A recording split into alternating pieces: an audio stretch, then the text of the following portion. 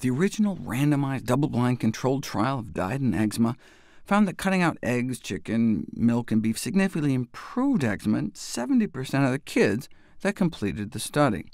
Subsequent studies found similar results, though in this case, for example, it only seemed to work for a quarter of the kids. But bottom line, out of 13 studies on avoiding milk, eggs, or both, 10 out of 13 studies documented overall clinical improvement. The economic burden of eczema caused by just regular cow's milk formula alone may be hundreds of millions of dollars a year, though eggs appear to be worse in terms of predicting persistence and severity of the disease.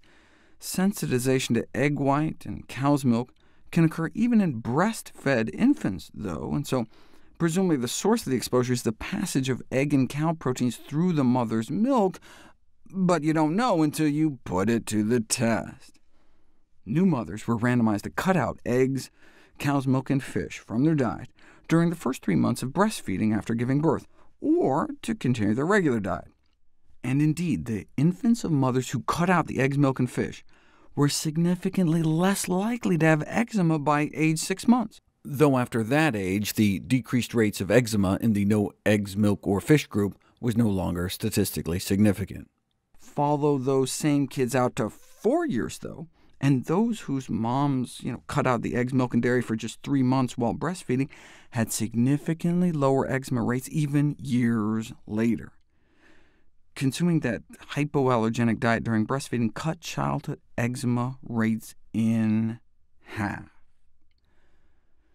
Eating more plant foods may also help. The majority of fruit and vegetable studies suggest that higher consumption by mothers during pregnancy and children in early life results in reductions in asthma, another allergic-type disease.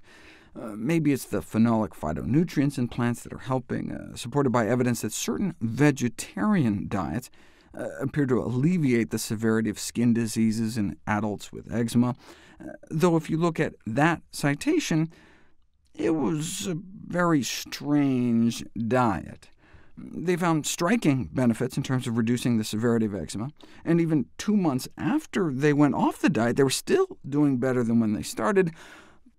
But the diet was just vegetable juice, brown rice, kelp tofu, tahini, and persimmon leaf tea, and severely calorie-restricted. And just straight fasting alone can improve eczema, as can a strictly plant-based diet, which is not so surprising given the data on children showing how much better they can do cutting out eggs and dairy.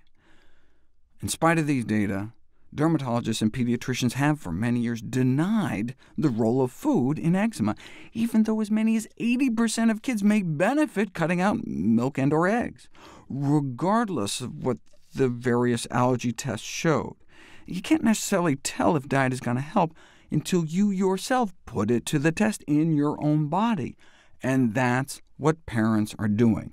They're not waiting for their pediatricians to catch up.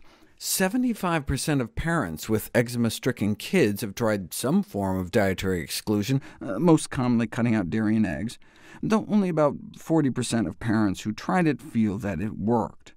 But hey, why not give it a try? A typical recommendation you see in the medical literature is like, look, if you have a child with some bad eczema and the drugs aren't working, then why don't you try cutting out some foods? But that seems to me backwards. If foods are contributing, why not treat the cause and eliminate the offending foods, and then do the drugs if diet isn't enough?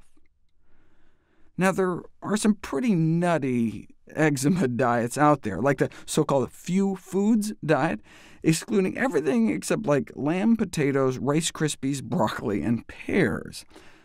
To my surprise, it was actually put to the test. I told you docs were desperate, but it failed to show a benefit. Basically, if you don't know where to begin, the simplest approach may be to just cut out dairy and eggs and see what happens.